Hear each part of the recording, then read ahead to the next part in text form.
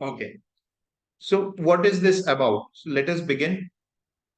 तो बेसिक से चालू करते हैं। ये आज जो हम करने वाले हैं ये लॉजिकल रीजनिंग का एकदम बेसिक कॉन्सेप्ट है। लॉजिकल रीजनिंग का ये जो सेक्शन होता है उसका बेसिक कॉन्सेप्ट है ये। हमें अगर ये समझ में आ गया तो हमें आगे जाकर के चीजें आसानी से समझ में आएंगी, अदरवाइज थोड़ा सा प्रॉब्लम हो सकता है। ठीक है, तो ध्यान से सुनना। So every argument has a structure. क्या आपको पता है हर आर्ग्यूमेंट का एक स्ट्रक्चर होता है?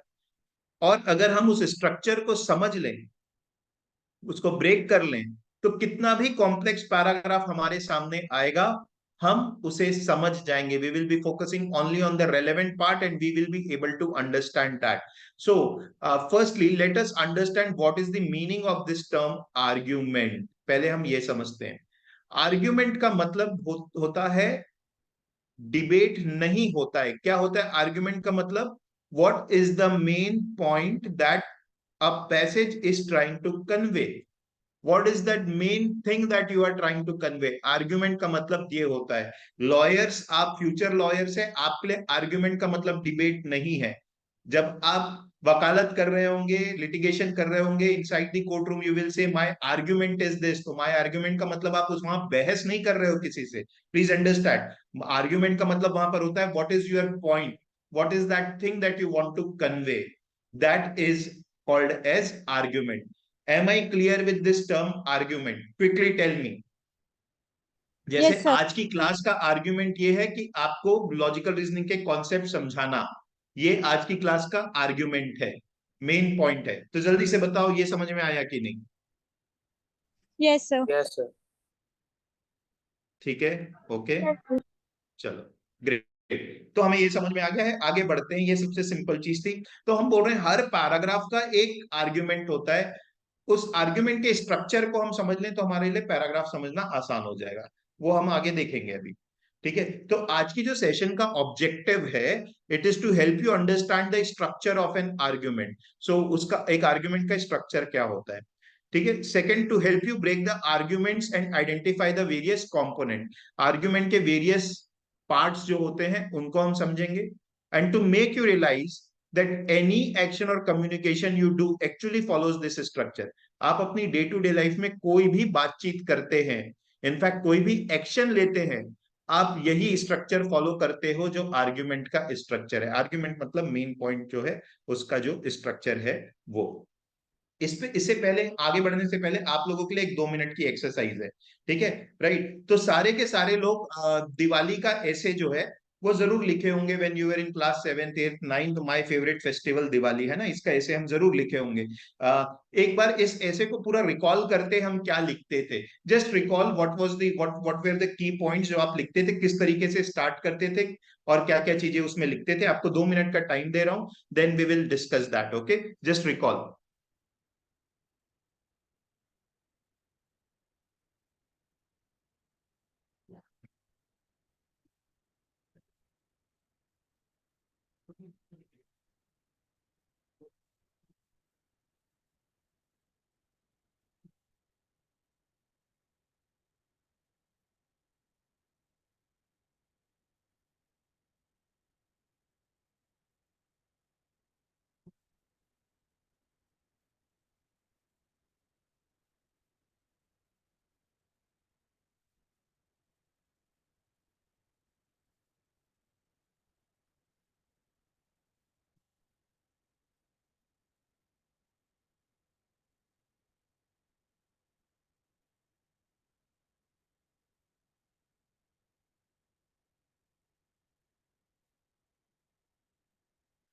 ठीक है, सबको ध्यान आ गया होगा। ठीक है, तो अभी उसको डिस्कस करेंगे। तो आज हम सेशन में कॉन्सेप्ट सीखने वाले हैं, कॉन्सेप्ट का एप्लीकेशन सीखने वाले हैं, और एक प्री सेशन एक्सरसाइज जैसे मैं अभी करा रहा हूं उस तरीके की एक्सरसाइज ही है।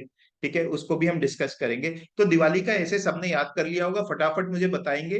अनम्यूट होकर के बता सकते हो कि किस तरीके से वो लिखते थे, कैसे शुरुआत होती थी, क्या क्या चीजें आप लिखते थे, ब्रॉडली क्या लिखते थे। Anybody can start quickly, do not waste time.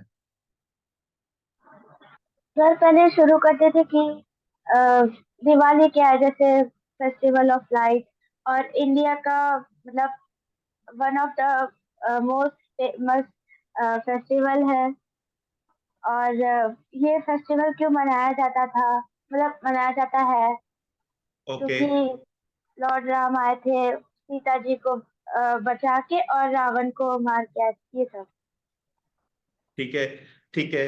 और बताओ, श्रेयसी ने कुछ बताया बट मेरे को लग रहा है इनकम्प्लीट है, इस तरीके से नहीं लिखते थे, ये चीजें लिखते थे। नॉट डिनाइंग द फैक्ट कि ये पॉइंट्स नहीं आते थे, बट कैसे स्टार्ट होता था, फिर क्या होता था, फिर क्या होता था। और कोई अटेम्प्ट करना चाहेगा? माय फेवरेट फेस्टिवल, इस पे आपको ऐसे का टॉपिक है, आप होली पकड़ना है होली पकड़ लो, दिवाली पकड़ना है दिवाली पकड़ो, आपके ऊपर। Anybody else will like to start? Come on, everybody has done that. Afraz, you can say. Yes, sir. We can start it by. It is also known as Deepavali and the festival of light. It is mainly occur after 20 days of Dashera. Okay, Afraz topic समझो। Topic Diwali के ऊपर ऐसे नहीं है, topic है my favourite festival Diwali. Yes, sir. ठीक है, तो तुम भी वही चीज कर रहे हो जो श्रेयसी कर रही है। और बताओ, और कोई? सबने ये ऐसे लिखा है यार, कैसे चालू होता था? ये ऐसे चालू नहीं होता था, चालू कुछ होता था, India is a land of many festivals. Sir उसके बाद पहले हम लिखते थे कि इंडिया में बहुत सारे फेस्टिवल्स होते हैं, उसमें फिर बहुत हम बढ़िया। लिखते थे कि मेरा मेरा फेवरेट दिवाली कुछ कुछ रीजंस के वजह से है, क्योंकि नए कपड़े मिलते हैं, बहुत अच्छी मिठाइयाँ हाँ, होती है, खाना अच्छा होता है। फिर हम हाँ। लिखते हैं कि दिवाली क्यों मनाया जाता है। और फिर हम हम्म, लिखते थे कि क्या एडवांटेजेस हैं दिवाली के, मतलब क्या क्या चीजें होती हैं अलग अलग घरों में, और सबसे ज्यादा हम्म, कहाँ क्या होता है। और हम्म। फिर हम ये भी लिखते थे कि ज्यादा क्रैकर्स की वजह से जो होता है, जो एनिमल्स होते हैं उनको भी प्रॉब्लम होती है और पोल्यूशन भी होता है। और फिर एक क्लास में छोटा सा कंक्लूजन दे देते थे। Very good. सेजल, ये अपन क्लास में पहले डिस्कस किए हैं क्या? हाँ सर, आप पहले एक बार ही बताए हो। बताया था ना? ठीक है, राइट। तो वो वाली क्लास में हम शायद फैक्ट और जजमेंट वाली लाइन के बीच का डिफरेंस समझ रहे थे।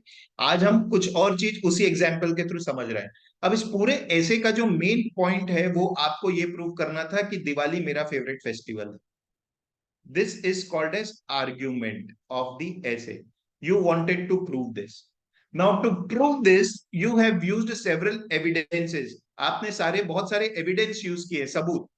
सबूत क्या है? कि मिठाइयाँ मिलती है इसलिए अच्छा लगता है, फेस्टिवल ऑफ लाइट्स है इसलिए अच्छा लगता है, कुछ एडवांटेजेस बताए, क्रैकर्स वगैरह की बात किया। तो ये सारे क्या है, ये बता रहे हैं कि क्यों दिवाली आपको अच्छा लगता है। कुछ फैक्चुअल चीजें भी लिख देते थे आप कि ये क्यों मनाया जाता है, so on and so fourth. But आप ये समझो, वो सारी चीजें सिर्फ एक चीज बताने के लिए लिखी जाती थी कि दिवाली आपका फेवरेट फेस्टिवल है। आर्ग्यूमेंट में तीन चीजें होती है, अब ध्यान रखना, इस ऐसे के थ्रू हम वो तीन चीजें समझेंगे। ये होती है तीन चीजें, कंक्लूजन, प्रेमिसेस एंड एजम्पशन। ठीक है, ये तीन चीजें होती है। कंक्लूजन यानी वो वाली बात जो आप बताना चाहते हो, दिवाली के ऐसे में आप ये बताना चाहते हो my favourite festival is Diwali,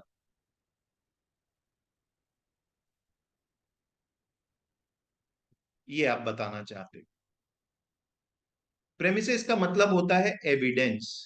evidence का मतलब क्या होता है? सबूत, जो आप हिंदी में बोलते हो। आप जब कोर्ट रूम में खड़े होगे तो आप ये बहुत सी बातें करोगे कि एविडेंस क्या है, एविडेंस दिखाओ। एविडेंस का मतलब होता है सबूत जो आपकी बात को प्रूव करे। तो आपने सबूत दिया स्वीट्स का, लाइट्स का, ये सारी चीजें थी सबूत, प्रेमिसेस। ओके, स्वीट्स, लाइट्स और क्रैकर्स, दोस्तों के साथ घूम रहे हैं, so on and so fourth, कुछ फैक्चुअल चीजें, रिलीजियस चीजें बताई, वो सारी चीजें आपने यहाँ पे बताई। ठीक है, तो ये हो जाता है एविडेंस। एजम्पशन, इसको थोड़ा सा और डिटेल में हम अभी समझेंगे आगे जा करके। एजम्पशन मतलब अनसेड बात। एजम्पशन का मतलब क्या होता है? आप जो जानते हो, अज्यूम कर लेना। अज्यूम करने का मतलब होता है कि मन में कुछ सोच लेना कि ऐसा होता होगा, ऐसा होता होगा, अनसेड बात।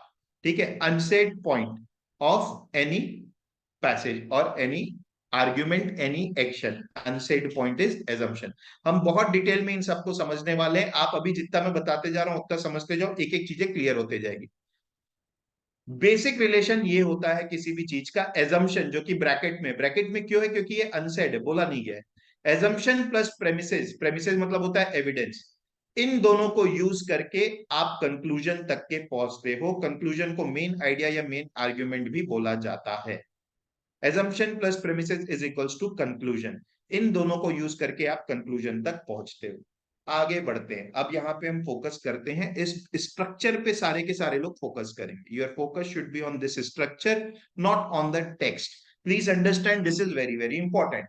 Now any action that you do in your life follows this structure. Diwali का ऐसे यही स्ट्रक्चर फॉलो किया। आपका एक पर्पस होता है, उसको बोला जाता है कंक्लूजन। दिवाली के ऐसे में वो पर्पस आपका था to write why Diwali is your favourite festival. इस पर्पस को प्रूव करने के लिए आप बहुत सारे एविडेंस लिखते हो, जैसे दिवाली के ऐसे में लिखा था। ठीक है, उन एविडेंस को आप कुछ मान करके लिखते हो जो एजम्पशन कहलाते हैं। अब हम इसको और डिटेल में समझते हैं, एक एक चीज को और दो तीन एग्जांपल्स के थ्रू समझेंगे। ये स्ट्रक्चर को समझो। एक पैसेज का जो ऑथर होता है, he is trying to reach top of the building. This top of the building is called a conclusion. वो कोई बात प्रूव करना चाहता है। वो जो बात प्रूव करना चाहता है उसके लिए वो काफी सारे पिलर्स खड़े करता है ताकि बिल्डिंग के टॉप पे पहुंच सको। बिल्डिंग के टॉप में कैसे पहुंचते हो? पिलर्स खड़े कर करके पहुंचोगे। ठीक है, राइट। उसे बोला जाता है एविडेंस या प्रेमाइस। उसे बोला जाता है एविडेंस या प्रेमाइस। वो वहां से कंक्लूजन तक के पहुंचता है। एजम्पशन बिल्डिंग का फाउंडेशन होता है। फाउंडेशन बिल्डिंग का कभी दिखता नहीं है। इसी वजह से मैंने बोला एक पैसेज में एजम्पशन कभी दिखेगा नहीं, वो अनसेड बात होती है। बोले बोले बिना लोग समझ जाते हैं, वो वाली बात होती है एजम्पशन। बट ये स्टार्टिंग पॉइंट होता है किसी भी चीज का। ये किसी भी चीज का स्टार्टिंग पॉइंट होता है। अब ये कैसे स्टार्टिंग पॉइंट होता है, अभी डेफिनेशन वगैरह में आप नहीं जाएंगे। ठीक है, अभी मैं आपके सामने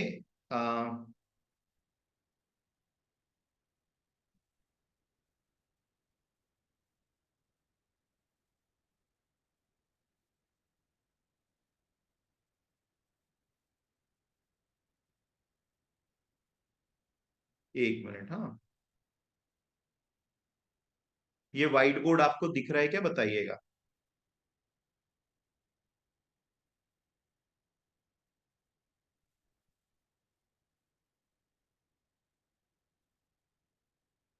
okay, is this white board visible Shreyasi? आप कुछ माफ मत करो उसमें। आपका नाम दिख रहा है पूर्वी, सब वहां से हट जाओ। ओके, अब ध्यान दो। अब यहाँ व्हाइट बोर्ड पे आप फोकस करना। हम अभी समझ रहे हैं इस आर्ग्यूमेंट के स्ट्रक्चर को और डिटेल में। ठीक है, हम सब ये क्लासेस क्यों ज्वाइन किए? Why have you join Career Launcher? ठीक है, because all of you you want to reach a top of the building. आपको एक बिल्डिंग के टॉप पे पहुंचना है। आपको क्लैट एग्जाम क्लियर करना है। आपको नेशनल लॉ स्कूल में एडमिशन चाहिए। You want admission in National Law School. ठीक, right? This is your purpose. Say yes और no? Yes, sir. This is your purpose, right? सबको नेशनल लॉ स्कूल में ही जाना है। Just give me a minute, फिर से मैं एक बना देता हूं diagram. Okay, so purpose of all the students is going to national law school. This is the action that you have taken. This is what you want to achieve. So एक तरीके से मैं बोल सकता हूं आपका जो मेन आर्ग्यूमेंट है, यानी मेन पर्पस जो है वो एनएलएस में एडमिशन है, नेशनल लॉ स्कूल्स में एडमिशन है। एडमिशन लेने के लिए आप क्या क्या करते हो, वो सारी चीजें आ जाएंगी प्रेमिसेस में। वो क्या हो जाएगा? वो प्रेमिसेस। प्रेमिसेस मतलब एविडेंस। जैसे कि आप क्या करते हो, यू आर अटेंडिंग क्लासेस। आपने क्लासेस ज्वाइन किए, आप क्लासेस अटेंड कर रहे हो। ठीक है, आप डेली प्रैक्टिस के कुछ क्वेश्चंस बनाओगे। You will practise, you will read newspaper, you will take test. ये सारी चीजें आइडियली आपको करना चाहिए। ठीक है, तो आप क्लासेस ज्वाइन कर रहे हो, आप न्यूज़पेपर पढ़ रहे हो, आप डेली प्रैक्टिस के कुछ क्वेश्चंस बना रहे हो, आप मॉक टेस्ट दोगे, दे रहे होगे। So all these things, why are you doing these things? So that you can reach National Law School. तो ये क्या हुआ? सबूत। These are all action that you are taking to reach a National Law School. So हम इन pillars को क्या बोल देंगे? हम इन पिलर्स को प्रेमिसेस बोल देंगे, हम इन पिलर्स को प्रेमिसेस बोल देंगे। ये जो अंडरग्राउंड वाली चीज है, ये साफ साफ बोली हुई नहीं बट आपने मान लिया है, उसे बोला जाता है एजम्पशन। यार तो ये एजम्पशन को ही मुझे समझाना है, क्योंकि बाकी दोनों चीजें मैं समझा चुका हूं। तो आपका एजम्पशन क्या क्या है अभी देखते हैं। एजम्पशन क्या होता है पता है?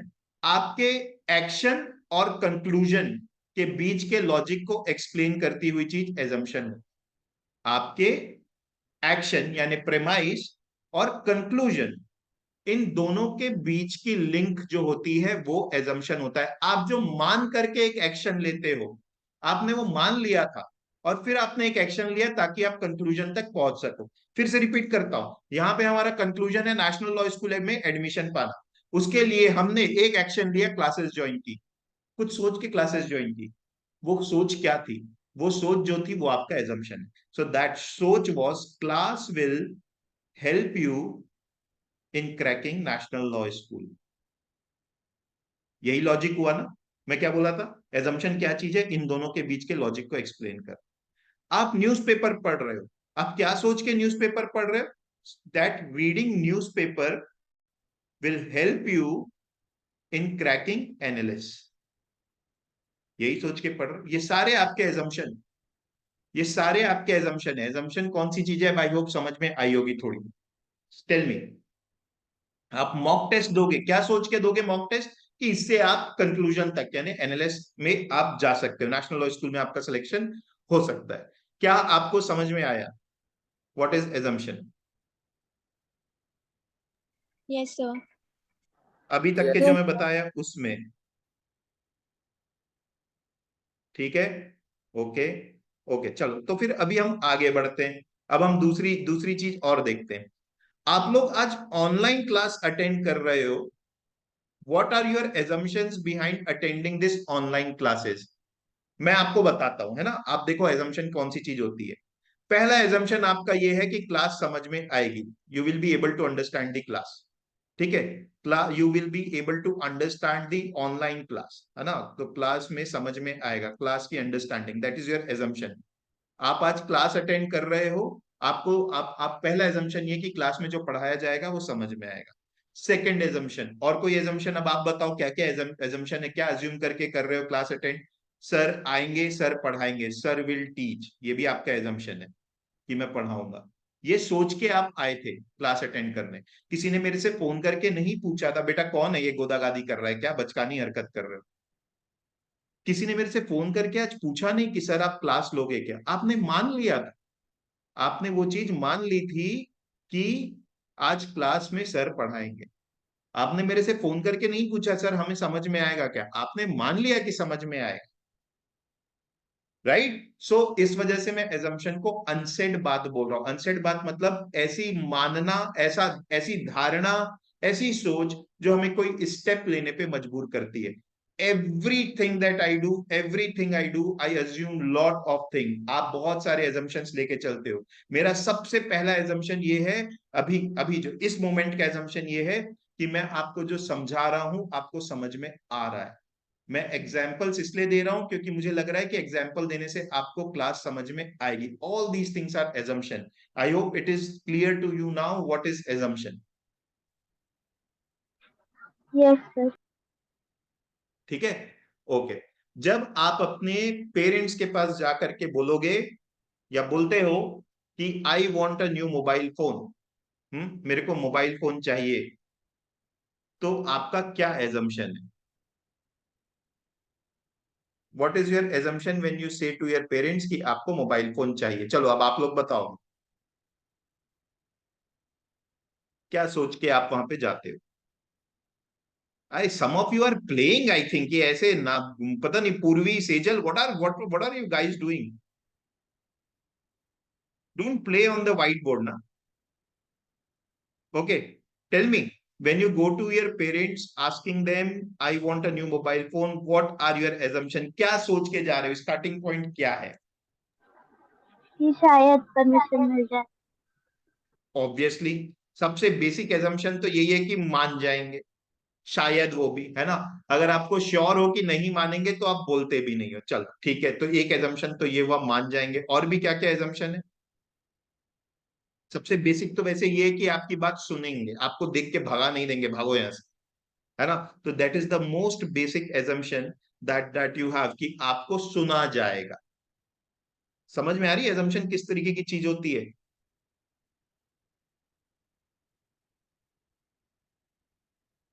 ओके। अब हम एक और एग्जाम्पल उठाते हैं, है ना। अब कोई मुझे बताएगा क्या कि कोई एडवर्टीजमेंट जो अभी टीवी में या न्यूज़पेपर में देखा है, कोई उसके बारे में थोड़ा सा बताएगा? Any advertisement that you have found appealing, अच्छा लगा है या बुरा लगा है, whatever, anybody who can talk? Divya, Divya Tyagi.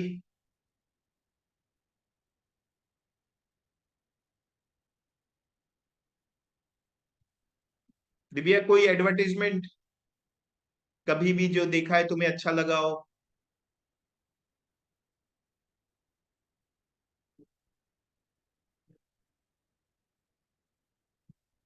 Sir मैं एक्चुअली क्वेश्चन नहीं सुन पाई थी सर, एक बार आप फिर से बता तुम देंगे क्योंकि क्या? स्क्रीन में इधर उधर खेल रही हो कुछ करके, मेरे को समझ नहीं आ रहा है। ठीक है, मैं फिर से क्वेश्चन बोल रहा हूँ दिव्या।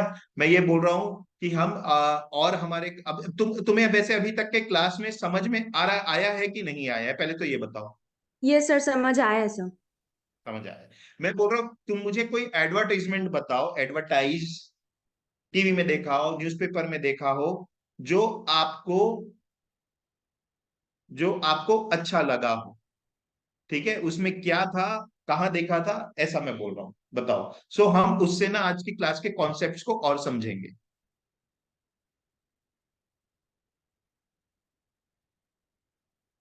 सर बेसिकली हम लोग टीवी नहीं देखते सर, तो I don't think so sir. मैं तुम मतलब आठ ऐसी नौ बात साल मत जैसे। बोलो कि तुम एक एडवर्टाइजमेंट भी नहीं रिकॉल कर पा रही हो। Sir, may I tell? क्या Vanshika, please go ahead. So, an advertisement for a society, like उसमें दिया रहता है कि क्या प्लॉट्स बना सकते हैं, फ्लैट्स बना सकते हैं, एंड देन एडवर्टाइजमेंट कहाँ देखा, फॉर पहले ये रिलेटेड बताओ, टू कहाँ देखा ये एड? द एक एक करके चालू न्यूज़पेपर, करते हैं, हाँ। न्यूज़पेपर में। द तो न्यूज़पेपर। वंशिका ने न्यूज़पेपर में एक एड देखा। ओके, ठीक है, ऑलराइट। क्या देखा उसमें, क्या था एड में? सर उसमें यूटोपिया के बारे में जैसे बता रहा था कि वहाँ पे फ्लैट्स बना सकते हैं, प्लॉट्स बना सकते हैं, पर्सनल घर चाहिए तो वैसे बना सकते हैं, उसका उससे ओके, रिलेटेड जो प्राइस थे वो, एंड प्राइजेस जिम बताया था? वगैरह। हाँ सर, जैसे अगर फ्लैट अच्छा, का चाहिए तो उसमें 13K से लेके 14K पर्टिकुलर पर्टिकुलर के बारे में बताया था ऐसे। ओके। ऑफ वगैरह की बात किया था क्या, कि डिस्काउंट है कुछ? नहीं सर, डिस्काउंट नहीं दिया था। अमेनिटीज की बात किया था, बोल रही हो जिम वगैरह है, ये बताया था कुछ, हाँ? हाँ सर, जैसे गार्डन हो गया, प्लेग्राउंड हो गए हम्म। ऐसे। हम्म। और कुछ? एंड सर रिलेटेड ज्वेलरी से रिलेटेड जैसे उसमें देख, दिया यही था वाले ऐड पे अभी। रहते हैं, एक एक ऐड पे ही रहते हैं। हाँ सर। इसमें इसमें डेफिनेटली इन्होंने अपना एड्रेस दिया होगा, फोन नंबर दिया हाँ होगा। हाँ हाँ, फोन नंबर दिए थे, एड्रेस दिए थे, एंड एक कंटेंट भी दिए थे जिससे कभी कभार जो मतलब कस्टमर्स होते हैं वो अट्रैक्ट होते हैं, उनके जो पर्सनैलिटीज है वो सब जो ओके, स्पेशल है उस सोसाइटी के बारे में। ओके। तो मतलब कुछ स्पेशल अपनी यूएसपी बोलते हैं इसके, हाँ सर। यूनिक पॉइंट जो उनकी सोसाइटी के बारे में है, वो बताने की कोशिश किए थे। तो हम लोग अपना थोड़ी देर के लिए यूटोपिया वाले बन जाते हैं।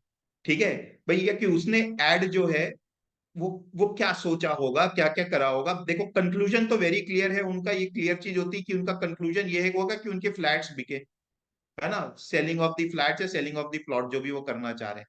उसके लिए उन्होंने क्या क्या कदम उठाए हैं, उसको आप समझो, आपको एजम्पशन समझ में आने लगेगा। उन्होंने न्यूज़पेपर में एड दिया, हाँ। तो इस एड को अब हम ब्रेक कर रहे हैं। ठीक, तो सबसे पहला एजम्पशन उनका क्या रहा होगा, न्यूज़पेपर में ऐड देने में सबसे पहला एजम्पशन उनका क्या रहा है? What is the first assumption that they have thought of while giving the ad in newspaper? बोलो। कि रीडर्स कि उसे पढ़ेंगे। कस्टमर्स आएंगे उनको कांटेक्ट करेंगे। ओके, और बेसिक में जाओ। सर श्रेयसी कि कुछ बोल रही रीडर्स थी? उसे पढ़ेंगे। हाँ, न्यूज़पेपर में ऐड दिया तो सबसे बेसिक एजम्पशन, यानी ये उन्होंने सोचा था तब वो एक्शन लिया। न्यूज़पेपर लोग पढ़ते हैं, लोग न्यूज़पेपर पढ़ते हैं। आप सोचो, उन्होंने फोन कर करके सबसे नहीं पूछा कि आप न्यूज़पेपर पढ़ते हो क्या, उन्होंने सीधा स्टेप ले लिया कि न्यूज़पेपर लोग पढ़ते हैं। तो their first assumption is was that कि न्यूज़पेपर लोग पढ़ते हैं, इससे उनके फ्लैट बिकेंगे। अब एड के कंटेंट में जाओ, तो एड के कंटेंट में उन्होंने प्राइसेस के बारे में मेंशन किया है। तो उनका एजम्पशन क्या है कि लोग प्राइस जानना चाहते हैं, people want to know about price, people will get attracted by knowing our prices. उन्होंने अमेनिटीज के बारे में मेंशन किया है, जिम, उनका एजम्पशन क्या है, जिम लोगों को अट्रैक्ट करता है। ये सारे उनके एजम्पशंस है, वो फोन करके नहीं पूछ रहे हैं आपसे, उन्होंने दे दिया ये सोच के कि आपको जिम अट्रैक्ट करेगा। काफी सारे एडवर्टीजमेंट जो होते हैं वो गलत एजम्पशन पे बन जाते हैं, तो उनका आउटपुट वैसा निकल नहीं पाता। अब हो सकता है कि यहां पर भी बोले कि जिम से हमें क्या लेना देना, हमें इससे लेना देना नहीं है, तो इनका पूरा एड यूजलेस हो जाएगा। ठीक है, फोन नंबर इसलिए दिया जाता है कि because they assume that people will call them.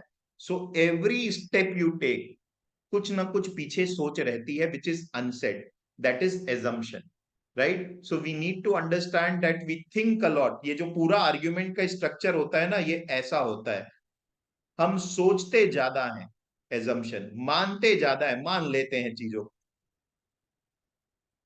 करते कम चीजें हैं। करते कम चीजें मतलब एक्शन या प्रेमिसेस, करते कम चीजें हैं और एंड रिजल्ट कंक्लूजन और कम निकलता है। ये पिरामिड होता है of communication, this is pyramid of communication. ठीक है, राइट, ओके। तो ये क्लियर है, समझ में आया? Yes sir. Yes, sir. Yes okay, sir. तो अब मेरी पीपीटी वापस से आ गई क्या स्क्रीन में? Yes sir. है ना, ठीक है। तो अभी इसकी डेफिनेशन पढ़ सकते हो अब आप। What is conclusion? Conclusion is the top of the building, a position that the author is trying to reach. ठीक, यूटोपिया वाले अपना फ्लैट सेल करना चाह रहे हैं, आप नेशनल लॉ स्कूल में एडमिशन चाह रहे हैं। आज की क्लास में आपका कंक्लूजन और मेरा कंक्लूजन मतलब मेन आर्ग्यूमेंट ये कि मैं आपको कुछ समझाना चाह रहा हूं, आप उसको समझना चाह रहे हैं। प्रेमिसेस, यूटोपिया के केस में पेपर में एड देना, उस एड में ये मेंशन करना कि अमेनिटीज है, ये सब सबूत है कि वो सेल करना चाह रहे हैं। आपके केस में क्लैट नेशनल लॉ स्कूल के केस में आपका क्लासेस ज्वाइन करना, घर में प्रैक्टिस करना, ये सब सबूत हैं कि आप एनालिस्ट जाना चाहते हो। मेरे केस में मैं आपको आज की क्लास समझाना चाहता हूं, मैं जो ढेर सारे एग्जाम्पल दे रहा हूं, अलग अलग एग्जाम्पल दे रहा हूं, बच्चों से इंटरेक्ट करने की कोशिश कर रहा हूं, ये सब मेरे एविडेंस है कि मैं एक्चुअली चाहता हूं, बार बार पूछ रहा हूं कि आपको कोई डाउट तो नहीं है, मैं चाहता हूं कि आपको क्लास समझ में आए, जो कि मेरा कंक्लूजन है। So all this things are premises. What are the assumptions? Utopia वाले एजम्पशन हम देख चुके हैं, आपके नेशनल लॉ स्कूल्स वाले एजम्पशन हम देख चुके हैं, मेरी क्लासेस का भी एजम्पशन मैं बता चुका हूं कि मैं अज्यूम कर रहा हूं कि सबको मेरी बात समझ में आ रही, मैं अज्यूम कर रहा हूं कि लोगों को एग्जाम्पल्स और डे टू डे लाइफ के एग्जाम्पल्स से कॉन्सेप्ट ज्यादा क्लियरली समझ में आएगा, मेरा ये एजम्पशन है। तभी तो मैं बोल रहा हूँ आप मुझे ऐड बताओ, मैं आपको डे टू डे लाइफ के एग्जाम्पल बता रहा हूँ कि आप कोई अपने मम्मी पापा के पास जाओगे मोबाइल फोन लेने के लिए, तो व्हाट आर योर एजम्पशंस? सो मैं ये मान रहा हूं कि एग्जाम्पल देने से आपको चीजें समझ में आएंगी। मैं जब पूछता हूँ स्टूडेंट से कि कोई डाउट है क्या बताओ, तो वहां भी मेरा एजम्पशन ये रहता है कि जिसको डाउट होगा वो पूछेगा। So all these things are assumption, this is what we have done so far in the class. ठीक है, राइट। तो इसी को थोड़ा सा और अगर डिटेल में देखें, कंक्लूजन क्या है? The main reason for which the argument is written, it is also referred as main argument और मेन पॉइंट, ये मैं समझा चुका हूं। ध्यान रखेंगे, it can be in the form of an opinion और अ क्लेम। याद रखेंगे, एक क्लास अपन कर चुके हैं फैक्ट्स वर्सेस जजमेंट की, तो हम क्या बोल रहे हैं, कंक्लूजन ना जनरली वो जजमेंट के फॉर्म में होगा। माय फेवरेट फेस्टिवल दिवाली है, तुम्हारा जजमेंट है क्योंकि तुम्हारी पर्सनल ओपिनियन है फेवरेट। ठीक है, right, okay. Premises, evidence to arrive at conclusion, it can be in the form of examples, जैसे मैं एग्जांपल्स दे रहा था, it can be in the form of fact, it can be in the form of opinion और claim. ठीक है, however if in the form of opinion or claim, this will be intermediary and will lead to the main conclusion। तो evidence किसी भी तरीके का हो सकता है, फैक्ट भी हो सकता है, फैक्चुअल स्टेटमेंट भी हो सकता है, सबसे ज्यादा फैक्चुअल स्टेटमेंट्स होंगे और एग्जाम्पल्स होंगे, ओपिनियन भी हो सकती है, क्लेम भी हो सकता है। बट हमें ध्यान रखना है कि बिना प्रिमाइस के कंक्लूजन तक पहुंचना है, मतलब हवा में बात करना। जब बोलते हैं ना हम हवा में बात कर रहे हैं, वो आप क्या बोलना चाहते हो पता है? वो बस बोल के चला गया कि फलाना person is the best prime minister of India. अब तुम उससे पूछ रहे हो क्यों, तो उसके पास कोई लॉजिक नहीं है, बस वो बोल रहा है बस है, यही है, और तो कोई है नहीं। तो वो भाई कोई लॉजिक की बात करना, मतलब I understand that you have some conclusion, but where is the evidence? बिना एविडेंस के ना मजा नहीं आता। ठीक है, तो एजम्पशन ये भी मैं बता दिया, the pre conceived notion with which any argument is build. Pre conceived notion का मतलब होता है शुरुआत से ही कुछ चीज मान लेना। It is unstated but compulsory part of any argument, इसके बिना तो कुछ बात ही नहीं बनेगी। ठीक है, तो ये आपकी एक एक्सरसाइज है, आपको इस पैसेज का मेन कंक्लूजन निकाल के मुझे बताना है। सिर्फ ध्यान रखेंगे मेन कंक्लूजन, यानी ये 4-5 लाइन जो है वो क्या बताने के लिए लिखा है, आपको ये बताना। पढ़िए, क्लैट 2020 का पैसेज का एक पार्ट है।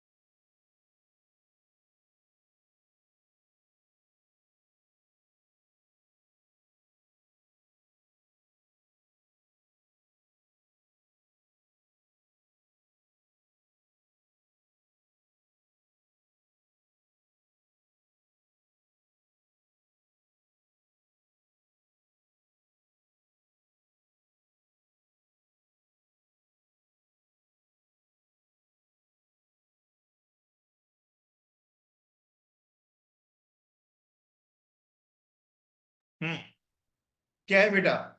कौन सी चीज मेन कंक्लूजन है, मेन कौन सी बात इसने बताने के लिए पैसेज लिखा है? आपको बस ये बता, कोई भी बता सकता है, please anybody can start. Sir, the goal of reducing student stress level, जो क्या बोल रही स्टूडेंट्स हो वंशिका? सर जो स्टूडेंट्स का स्ट्रेस लेवल है मेन उसको कम करने के लिए ये पैसेज दिया है। नो, थोड़ा सा और देखो, या बाकी कोई और बताना चाहता है तो। The real stressor is shortage of opportunity. Yes, mainly जो बोला है वो ये कि भैया अपॉर्चुनिटीज बहुत कम है, तुम जो कर रहे हो बच्चों का स्ट्रेस लेवल कम करने के लिए कर रहे हो, वो ठीक है, एक्सीलेंट है, एक्सीलेंट एंड लॉडेबल है। इंपॉर्टेंट हो जाता है बट के बाद वाली चीज, क्योंकि यहां पर ये अपना बोल रहा है बट ये बोलना कि हाई मार्क्स से सब कुछ हो जाएगा, ये गलत है। ज्यादा बड़ा स्ट्रेस ये है कि अपॉर्चुनिटीज की कमी है। शुरू में भी ये बोल रहा है कि इतने सारे लोगों को मार्क्स तो मिल रहे हैं, लेकिन अच्छे मार्क्स का मतलब ये नहीं है कि लोगों के पास स्किल भी है। ठीक है, तो मेनली वो ये बोलने की कोशिश कर रहा है कि इतने अच्छे जो आप मार्क्स स्टूडेंट्स को दे रहे हो, but there are no opportunities. Stress कम करने के लिए मार्क्स दे रहे हो वो ठीक है, बट ज्यादा बड़ा स्ट्रेस तब होगा जब वो दिखने लगेगा कि अपॉर्चुनिटीज की कमी है। तो मेन कंक्लूजन है लास्ट वाली लाइन में, बट से लेकर के यहां तक। वैसे भी ध्यान रखेंगे बट और येट के बाद वाली चीज इंपॉर्टेंट होती है, वो बताना वो चाह रहा था। तो आप ये सोचो पैसेज में बताना क्या चाह रहा था। पहले उसने चालू किया, don't miss the cloud behind the silver lining.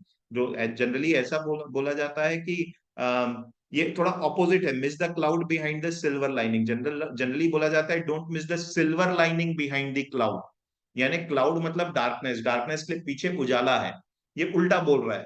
तो वहीं से समझ जाना चाहिए ये कुछ अलग बात करेगा। बोल रहा है क्लास 12 सीबीएसई का पास रिजल्ट जो है वो ऑल टाइम हाई है, 95% से ऊपर डबल हो गए हैं लोग। इफ ओनली, यहां से ये अपना जजमेंट देना चालू किया। शुरू में तो ये फैक्चुअल लाइंस थी, यहां से जजमेंट चालू किया। ये हायर मार्क्स इफ ओनली, अगर ये हायर मार्क्स का मतलब ये होता कि लोग स्किल्ड भी हैं। Instead, the odds are they are simply mirror an assessment scheme relaxed to compensate students for many disruption। बोल रहा है ये चांसेस काफी है कि ये जो इतने मार्क्स मिले वो सिर्फ इसलिए वजह से मिले क्योंकि स्टूडेंट्स पेंडेमिक में पढ़े।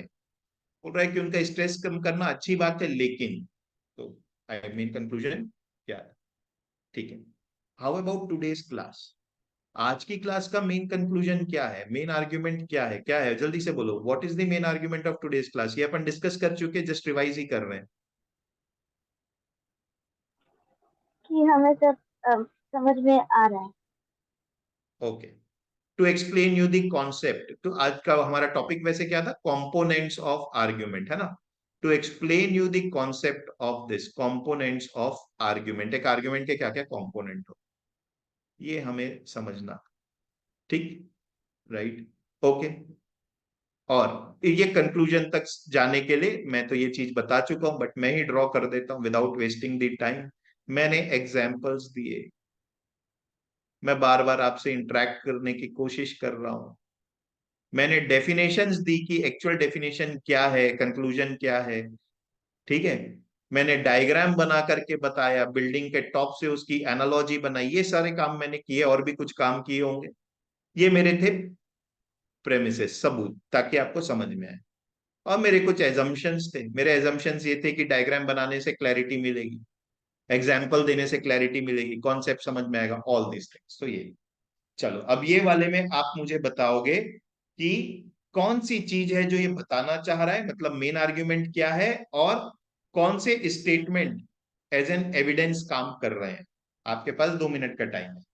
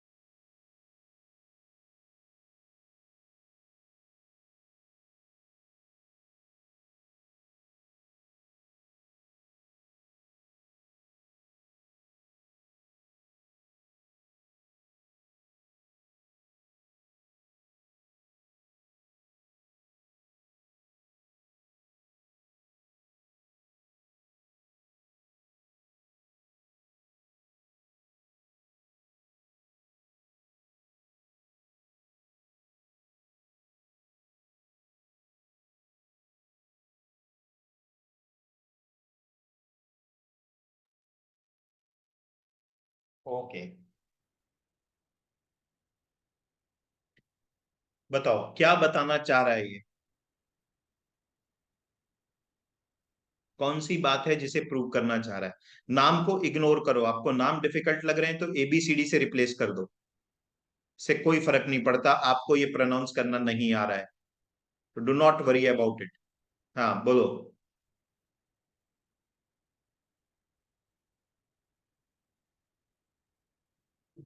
सेजल, आज तुम्हारी आवाज नहीं आई है बिल्कुल भी, तुम जरा बताओ।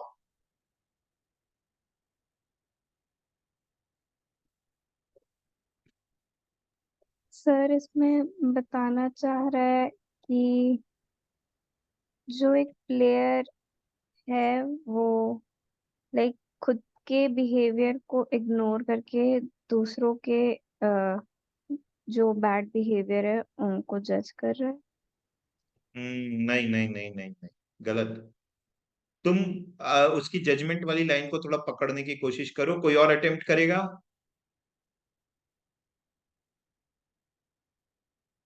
सर आई थिंक यहाँ पे main idea is that people will eventually forget bad on code behavior.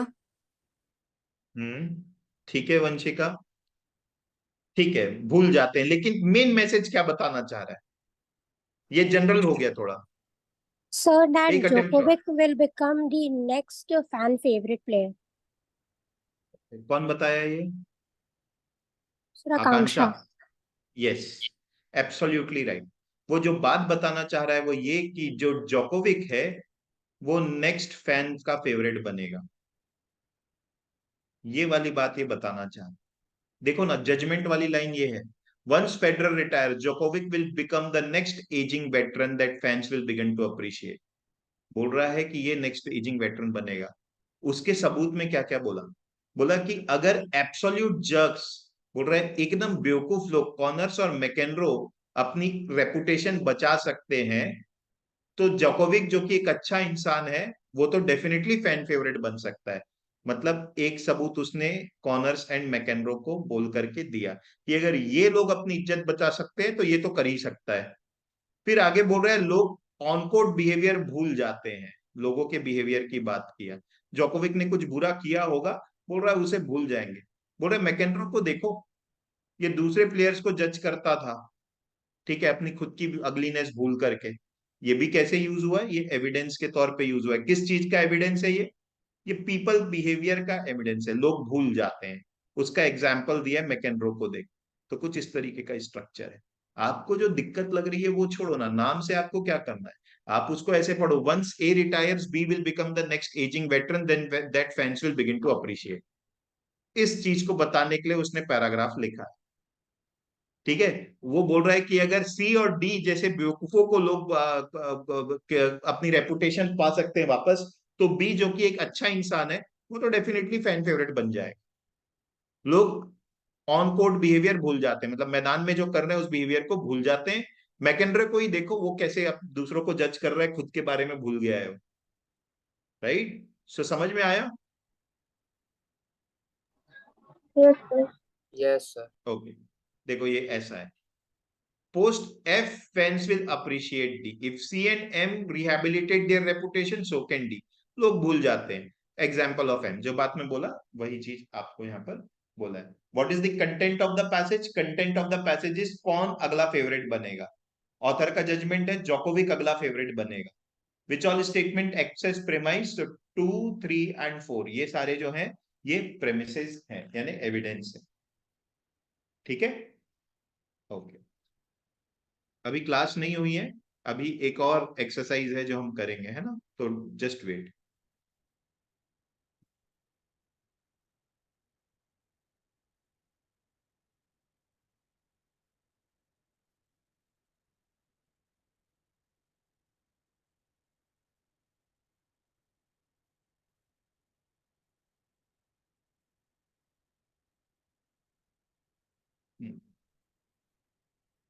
ठीक है, ऑलराइट। तो ये इसी का कंटिन्यूएशन है, ठीक है। तो आज के आज ये मतलब ये सेकंड सेशन का जो ऑब्जेक्टिव है, इसमें हम अलग अलग तरीके के क्वेश्चंस देखेंगे जो फॉर्म होते हैं एग्जाम में स्ट्रक्चर के अराउंड, ठीक है। तो ये हमने क्विक रिकैप, अब रिकैप कराने की जरूरत नहीं है, अगर ये अगली क्लास में होता तो रिकैप कराता। अभी तो हमने पढ़ा है कि ये आर्ग्यूमेंट का ये स्ट्रक्चर होता है, ठीक है, राइट। और अब हम चलते हैं टाइप्स ऑफ क्वेश्चन। तो क्या क्या क्वेश्चन एग्जाम में आते हैं, तो सबसे पहले देखते हैं कंक्लूजन बेस्ड या मेन आइडिया बेस्ड। ध्यान रखेंगे वो स्ट्रक्चर, इसमें कंक्लूजन ऊपर था, फिर एविडेंस थे यानी प्रेमाइज थे, और नीचे था एजम्पशन। तो तीनों एरिया से कुछ ना कुछ क्वेश्चन आ सकता है, हम अभी उसको समझने की कोशिश कर रहे हैं। पहले कंक्लूजन बेस्ड क्वेश्चन क्या होता है या मेन आइडिया क्या होता है। The main idea refers to the primary purpose of the author behind writing the passage, ठीक है। ऑथर ने ये पैसेज क्यों लिखा है, हम ये समझने के लिए ये वाले क्वेश्चन बनाए जाते हैं। अप्रोच क्या होती है, typically the main idea appears at the beginning or at the end of the passage, so pay special attention to these parts।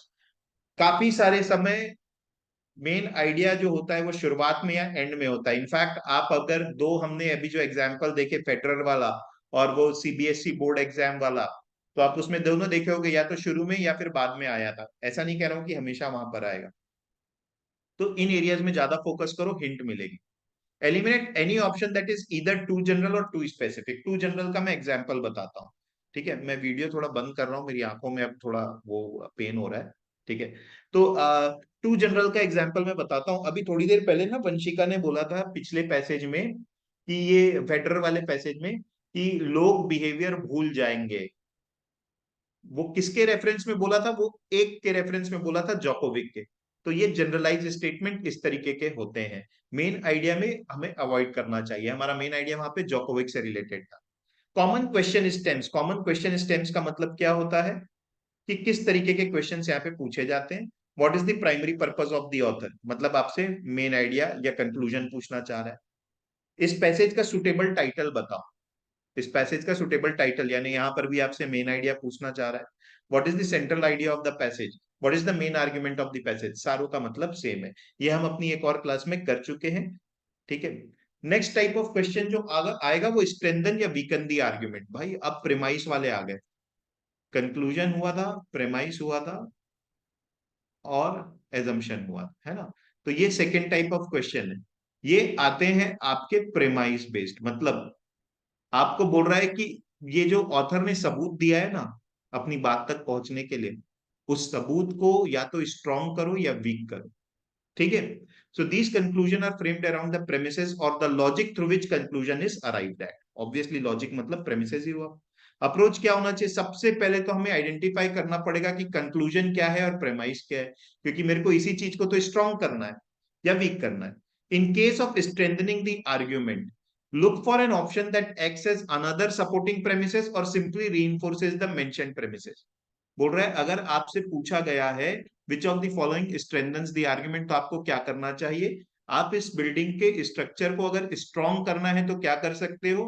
या तो एक और सबूत दे दो, जो कि ये वाली बात है। Look for an option that acts as another supporting premise, या तो एक और सबूत दे दो, मतलब चौथी डंडी खड़ी कर दो, या रीइंफोर्सेस द मेंशन प्रीमाइसेस, या जो तीन दी हुई बात थी उनमें से किसी और को रीइंफोर्स कर दो। रीइंफोर्स करने का मतलब उसी को स्ट्रॉन्ग कर दो, तो भी बिल्डिंग स्ट्रॉन्ग हो जाए। अगर वीकन करना है तो क्या करोगे? एक ऐसे ऑप्शन को देखो जो कोई सी भी एक गिवन प्रीमाइस को गिरा दे, बोले कि ये तू जो लॉजिक बोल रहा है बाबा ये गलत लॉजिक है। ठीक है। और ये एग्जाम में कम से कम आपको 4 से 5 क्वेश्चन आएंगे। विच of the following statement if true will strengthen या वीकन दी आर्ग्यूमेंट। ठीक, ये हो गया आपका second type of question. Third, assumption के ऊपर क्या क्वेश्चन है? एजम्पशन के ऊपर क्वेश्चन तो यही आएगा कि ऑथर का एजम्पशन क्या है जब वो ऐसा बोलना चाह रहा है। एजम्पशन के क्वेश्चन को सॉल्व करने की ये अप्रोच है। बिल्डिंग के स्ट्रक्चर में मैं वापस जाऊंगा क्योंकि यहां पे ये सबसे इंपॉर्टेंट है समझाना। एजम्पशन सबसे नीचे था, पहले स्ट्रक्चर पे फोकस करो फिर पढ़ना। अगर मेरा एजम्पशन गलत है, मतलब मेरी बिल्डिंग का फाउंडेशन गलत है, तो बिल्डिंग के साथ क्या होगा? तो बिल्डिंग के साथ क्या होगा? If the foundation of the building is गलत, तो बिल्डिंग के साथ क्या होगा? जल्दी से बताओ। बिल्डिंग गिर जाएगी। बिल्डिंग गिर जाएगी। Everybody agrees? Yes, तो sir. भैया मेरा वैलिड एजम्पशन कौन सा होगा पता है? जिसको जिसको उल्टा उल्टा करने से, एजम्पशन को उल्टा करने से कंक्लूजन गिर जाए, तो वो सही एजम्पशन है। तो अगर मुझे फाइंड आउट करना है कि कौन सा एजम्पशन सही है, तो मैं यही लॉजिक अप्लाई करूंगा। एजम्पशन को उल्टा करके देखूंगा और देखूंगा कौन से एजम्पशन को उल्टा करने से कंक्लूजन गिर जा रहा है। ये अप्रोच दी हुई है। सबसे पहले कंक्लूजन और प्रेमाइस को निकालो, एजम्पशन तो दिया नहीं होता है। Negate each of the given option. आपसे क्वेश्चन क्या पूछा? Which of the following is assumption. तो यहाँ पे बोल रहा है A B C D 4 option है, चारों को नेगेट करो। नेगेट करने का मतलब होता है ऑपोजिट करो, नॉट करो। मतलब I am able to understand, अगर ऑप्शन में दिया है I am able to understand, इसको नेगेशन में क्या लिखोगे? I am not able to understand, that is negation. Simply not लगा के उल्टा कर। ठीक, क्या किया मैंने? 4 एजम्पशंस में से कौन सा वैलिड है मुझसे पूछा गया है। 3 इनवैलिड है, 1 वैलिड है। मैं जानता हूं कि एक वैलिड एजम्पशन को उल्टा करूंगा तो बिल्डिंग गिर जाएगी, तो मैं ना सारे ऑप्शंस को उल्टा करके देख रहा हूं। सारे ऑप्शंस को मैं उल्टा करके देखूंगा, नॉट लगा के देखूंगा। जिसको उल्टा करने से कंक्लूजन गिर जाएगा वो मेरा वैलिड एजम्पशन हुआ। ये डायग्राम तो वही बता रहा है, सारी चीजें मैं डायग्राम से एक्सप्लेन कर रहा हूं। तो मैंने चारों को नेगेट किया, फिर देखा किसको नेगेट करने से ये कंक्लूजन है ये गिर गया। कंक्लूजन गिरने का मतलब क्या होता है? कंक्लूजन गिरने का मतलब होता है कि जो बात बोली है वो यूजलेस हो गई, वो इररिलेवेंट हो गई। आप ये सोच के आए थे आज की क्लास की समझ में आएगा, बट क्लास ही नहीं हुई, तो आपका आना बेकार हो गया। तो आपका एजम्पशन गलत था कि क्लास होगी, राइट? उसको उल्टा करा, क्लास नहीं हुई तो प्रॉब्लम हो। ठीक है, right? So that is how you solve the assumption question. आगे बढ़ते हैं। चौथा टाइप ऑफ क्वेश्चन होता है इन्फ्रेंस। इन्फ्रेंस का मतलब क्या होता है? Inference is something which is indirectly given in the passage. These are the kind of question where the answers are not explicitly stated. Explicitly मतलब एकदम straight form में, आंसर्स एकदम स्ट्रेट फॉर्म में नहीं दिए हैं, इस वजह से पैसेज की अंडरस्टैंडिंग रिक्वायर्ड है। अप्रोच क्या होनी चाहिए? एक ऐसे ऑप्शन को मार्क करो जिसमें पैसेज का कंटेंट मेंशन्ड है लेकिन भाषा थोड़ी अलग यूज हुई है। Mark the option that has the same content as passage but in a slightly different manner. ठीक है?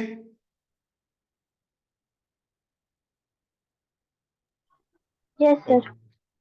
एक्सट्रीम ऑप्शंस को मार्क नहीं करना। एक्सट्रीम ऑप्शंस का मतलब होता है ऑल, ओनली, ये सब थोड़े से एक्सट्रीम में बातें कर रहे होते हैं। Avoid marking the extreme options, right? Common question stems यहाँ पर इस तरीके के आते हैं, it can be inferred, it can B implied, इस तरीके से ये हो गए क्वेश्चंस।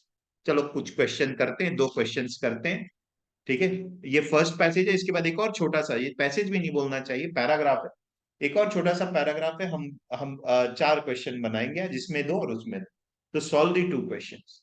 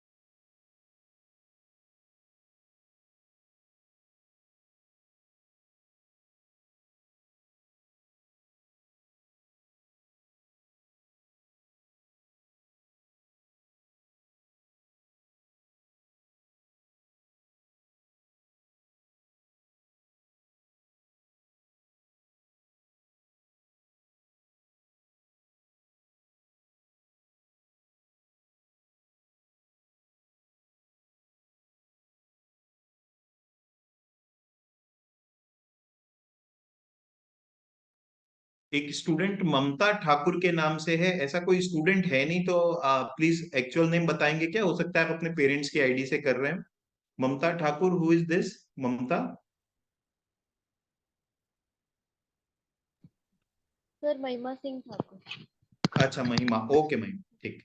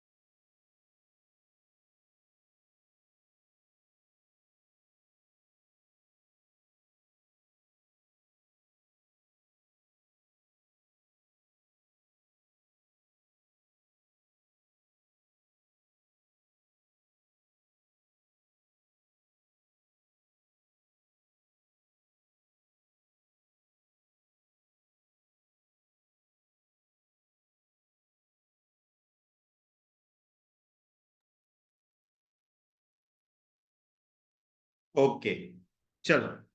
तो यहां पर क्या बात कर रहा है, हम थोड़ा सा इसको देखते हैं। ठीक है। The tribe should develop their own culture and make their contribution to the cultural richness of the country. बोल रहे ट्राइब्स को अपना खुद का कल्चर बनाना चाहिए और कंट्री की कल्चरल रिचनेस में कंट्रीब्यूट भी करना चाहिए। It is unnecessary to cause them to change their custom. उनको उनके कस्टम्स चेंज करने के लिए नहीं बोलना चाहिए। ठीक है। बिकॉज इससे क्या होता है, जो डाइवर्शंस है वो खत्म हो जाते हैं, मतलब अलग अलग जो हमारी डाइवर्सिटी है उस पर प्रॉब्लम हो। ठीक। विच of the following conclusion is not implied by the passage. Not implied मतलब साफ साफ नहीं लिखा होगा।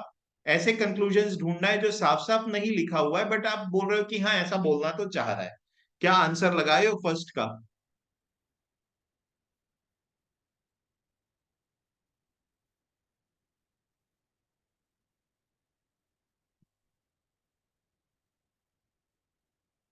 हाँ श्रेयसी, तुम्हारा आंसर मिल गया है मुझे, बाकी लोग बताएं। कुछ लोग तो आज सुबह ही ये वाली क्लास अटेंड किए हुए हैं। फटाफट आंसर जल्दी से। Okay, Afraz, all right. Vanshika, Sejal,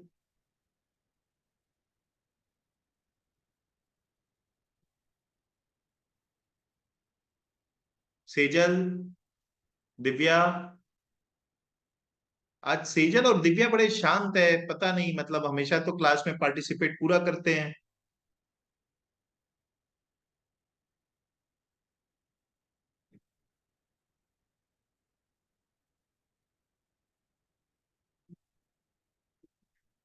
okay चलो देखते हैं। Which of the following is not implied by the passage. Passage कौन सी बात बताना नहीं चाहता है? It is good for India tribal people to develop their. ठीक है, ये तो बोला ही है, करने देना चाहिए।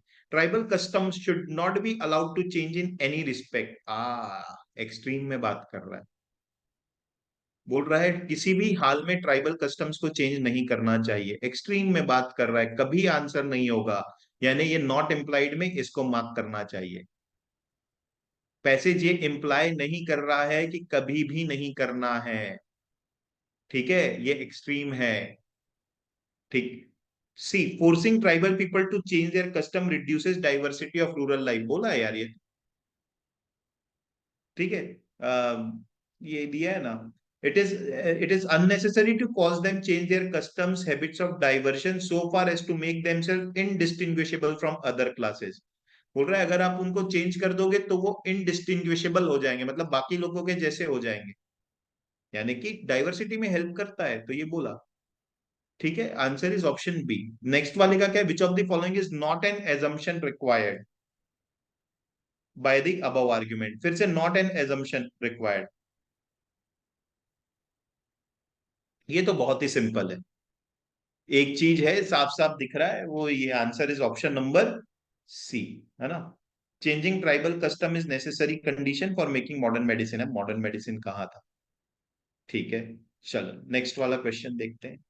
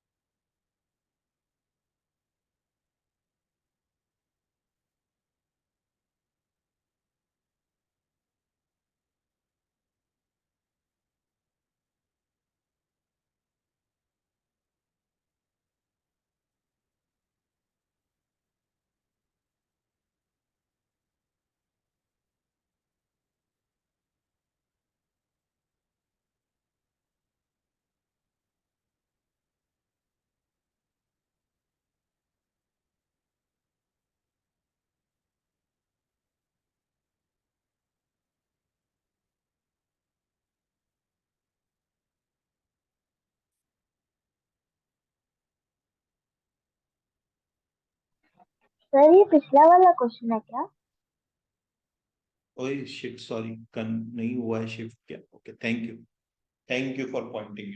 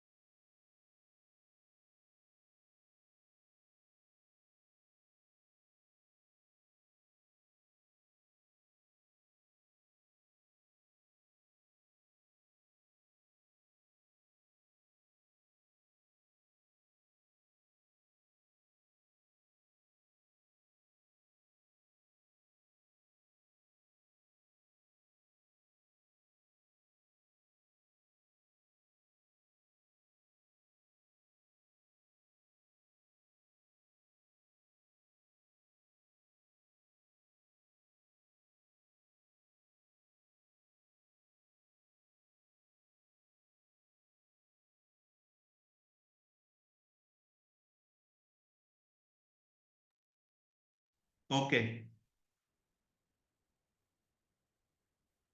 लिया।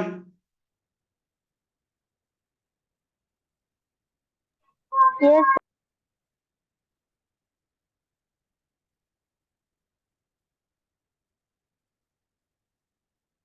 तो सब अपने आंसर से एक बार भेजो, फिर समझाऊंगा मैं। डायरेक्ट मैसेज करना।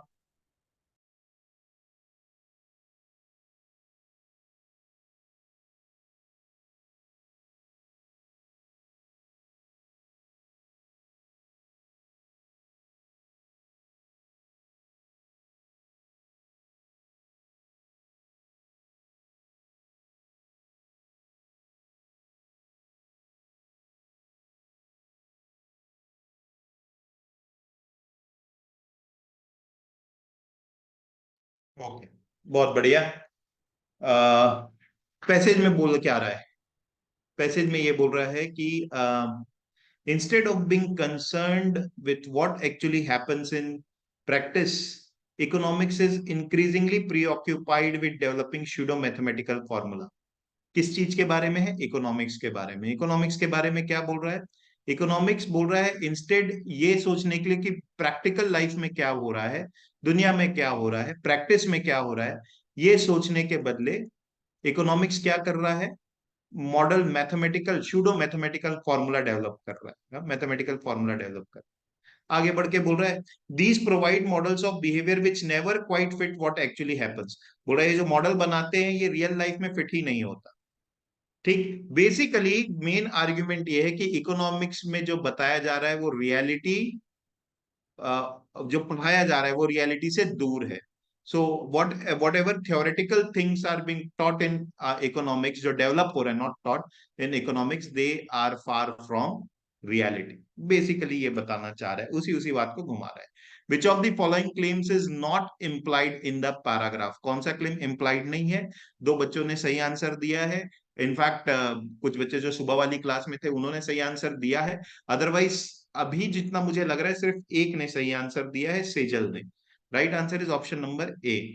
Economist should stop using mathematical model. ये किधर बोला है कि उनको मैथमेटिकल मॉडल बंद कर देना चाहिए यूज करना? उसने ये बोला है कि इकोनॉमिक्स वाले रियलिटी पे ध्यान न देते हुए स्यूडो मैथमेटिकल फॉर्मूला डेवलप करने पे ध्यान दे रहे हैं। ऐसा नहीं बोल रहा है कि उन्हें मैथमेटिकल मॉडल यूज करना बंद कर देना चाहिए। बाकी तीनों चीजें इंप्लाइड है। Equations describing ideal condition should not B mistaken for equations describing reality, यही तो बोल रहा है। आप आइडियल कंडीशन को जो इकोनॉमिक्स में मान रहे हो उसको, वो रियलिटी से दूर है, उसको रियलिटी मत मानो, ये तो बोला है इसने। Theoretical clarity should not come at the expense of accuracy, ये भी बोला है कि थ्योरी को सिंपल करने के लिए एक्यूरेसी पे को मत स्टेक में लाओ। एक्यूरेसी मतलब रियलिटी यहाँ पर। Models of human behaviour should be true to the complexity of human nature. बहुत से लोगों ने ये देखा, ह्यूमन ह्यूमन की बात यहाँ पे किया नहीं, इसको मार्क कर दे रहे, मीनिंग समझो। बोल रहा है ह्यूमन बिहेवियर के जो मॉडल है वो उनकी कॉम्प्लेक्सिटी के हिसाब से होना चाहिए, मतलब रियलिटी और model. Answer is a, very extreme option. Again extreme वाली चीजें आंसर में देखो। Economics should stop using mathematical models नहीं बोला था। Which of the following, if true, would most weaken the argument of the passage above? This is simple. Weak करना है तो जो बोली हुई बात है उसमें से एक पिलर को गिरा दो, बोलो ये वीक हो गया।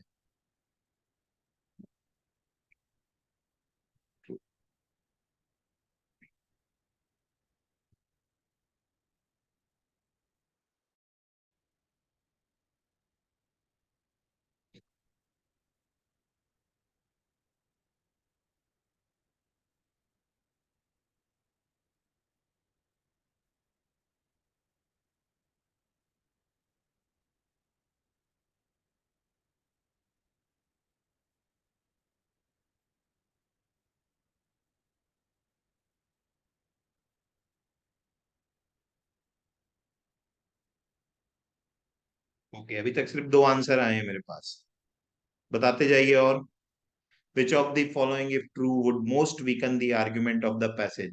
पैसेज का आर्ग्यूमेंट क्या है कि रियलिटी और थ्योरी, इकोनॉमिक्स में इन दोनों के बीच का डिफरेंस है। ये बोला इस क्लेम को वीक करना है, तो कौन सी चीज वीक कर रही है? Option number B, the real world closely approximates ideal theoretical condition. तो उसकी बोली हुई बात जो है वो वीक हो गई, क्योंकि वो क्या बोल रहा था, रियल वर्ल्ड और थियोरेटिकल कॉन्सेप्ट इन इकोनॉमिक्स में अंतर है, वीकन करना है, तो B is the thing that is weakening. I don't know why so less people replied to this. Okay, ठीक है, चलो देन दैट इज इट। अब बताओ, मुझे कोई डाउट है तुम्हें तो?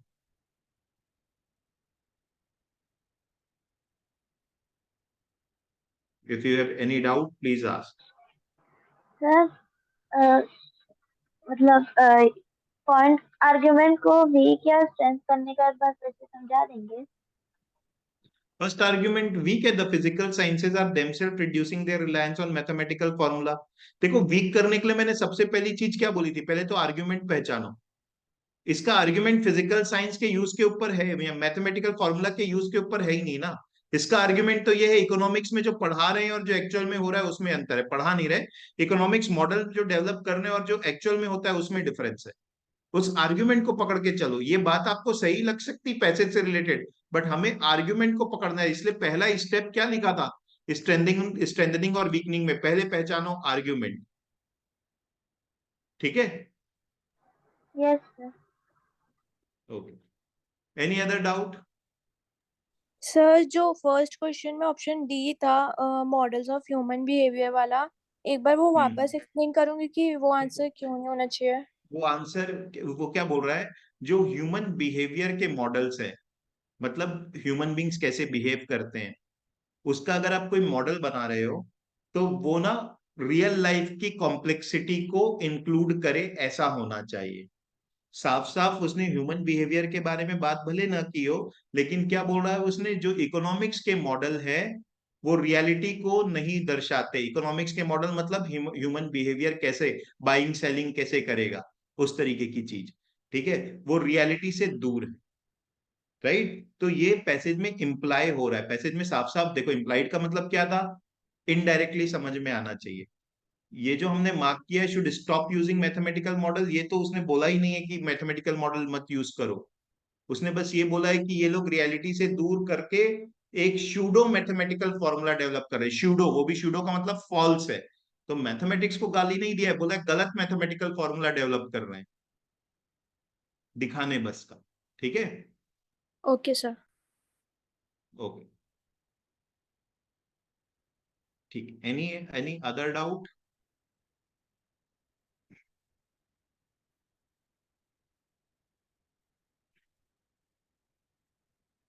चलो देन ठीक है, बाय।